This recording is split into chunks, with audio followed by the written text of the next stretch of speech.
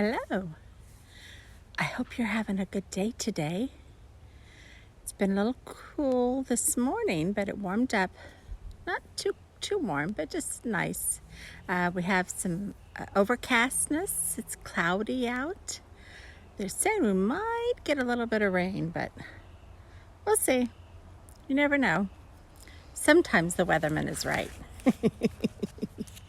So I wanted to take you a few minutes and read you a book called Willie Was Different by Norman Rockwell. Okay, let's get started.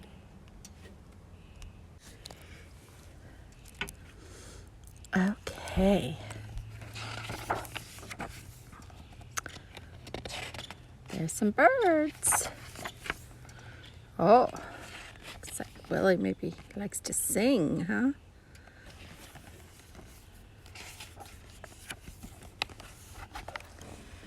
Willie was a wood thrush. In his thrush family, he had a strict, proud father, a loving mother, and two rowdy older brothers named George and Albert. Willie was different. He felt and looked different. He was gawky and pigeon-toed.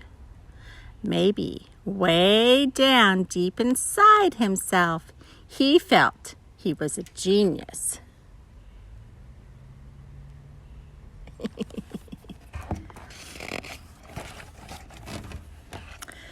Willie's father was always preaching about the fine qualities of the wood thrush. A wood thrush, he would say, is not mighty like an eagle, or beautiful like a peacock, or wise like an owl. Certainly, wood thrushes do not try to talk like humans as parrots do. Nor do they sing like nightingales. No, we have a simple song that has never changed through the years. Willie's father would say, "It is only 6 notes long, but it is perfect and it is glorious." Many famous human composers such as Handel, Weber, and Gounod, I probably said his name wrong, have been inspired by our song. That's the thrush song written out in music form right there. If you know how to read music, you could read that. Willie was proud of being a thrush, but he also wanted to be himself. He was tired of his father's daily lectures of trying to be like every other wood thrush. Finally, he just couldn't stand it anymore. So he flew away to a neighboring wood and made himself a new home, alone. Oh, goodness. I don't think I would like that, but we'll see how he likes it. Willie's mother was concerned for him. She came to see him and made sure he was getting enough berries, spiders, worms, seeds, and wild fruits to eat. But she did not try to convince him to return home. She was wise enough to let him live as he needed to live. Willie was happy by himself in the woods. He flew about from birch to oak to pine tree and watched the sun rise and set and wondered what his genius would be. Then one twilight, Willie heard the sweet notes of a flute. That's a musical instrument. He flew closer to listen better. Miss Polly, the town librarian, was playing her flute in an open window. She was playing a song by Handel, which included the thrush's call. Filled with joy to hear the thrush song from the flute, Willie began to sing along with it. At first he sang just the simple song of the thrush. Then he added cadenzas and trills inspired by his own moods. Willie realized his destiny. He must become a great, great singer. Miss Polly had never been accompanied by a bird before, but she found Willie's music enchanting. She happily played duets with Willie until night fell and the moon rose. The next morning, Miss Polly walked through the woods until she heard Willie practicing his songs in a tree. She took notes, and that evening at the regular meeting of the Birdwatchers Society reported the amazing news of Willie, the creative thrush. I gotta hurry up and get this book read. It's starting to sprinkle. The birdwatchers were flabbergasted. A thrush who composed his own music? No one had ever heard of such a thing. Could it possibly be true? They called up the experts at the National Ornithological Society in Washington, D.C. The experts were flabbergasted too, even if they couldn't admit it.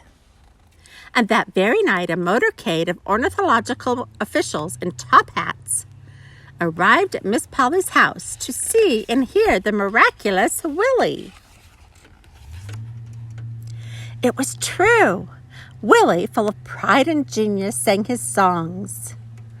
Although he didn't know what to make of all the people peering at him, snapping photographs and taking notes, Miss Polly urged him to sing again and again. Inspired, he sang more beautifully than ever before. His audience fell silent. Willie was a genius. They knew it, and Willie knew it too.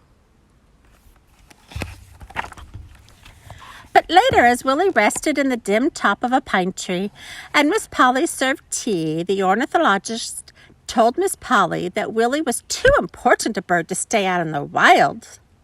He must come to Washington and live in the aviary there. All the world deserved a chance to see and hear this remarkable creature. Miss Polly worried. The aviary would be so different from the woods behind her house. But she felt a duty to Willie's genius, so she took him on the train to Washington, D.C. Miss Polly was right. Away from his quiet wood and surrounded now by hundreds of strange birds, Willie couldn't sleep or eat or fly. Worse still, he couldn't sing. Not even the sound of Miss Polly's flute could cheer him or coax a note out of him.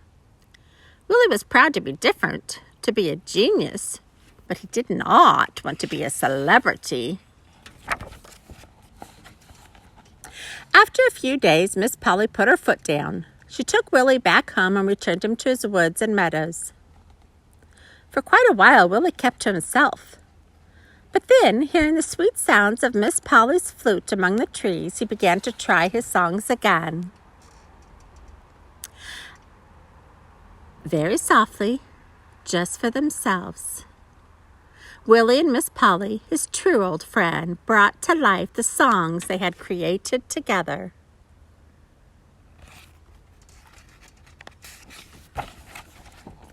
The rest of the world did not forget Willie. The Ornithological Society built a shrine called Willie's Room in their museum. Even now, if you have the right spirit, you can find it among all the hustle and bustle, the honking horns and blaring radios of Washington. And going in, you can hear for yourself the miracle of Willie's genius, his music. For that, as we know, was what made Willie different. I hope you liked Willie Was Different. It's a cute book, huh?